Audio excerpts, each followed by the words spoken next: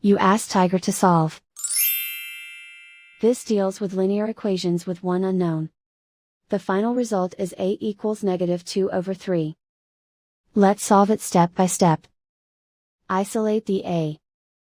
Divide both sides by -12. Cancel out the negatives. Simplify the fraction.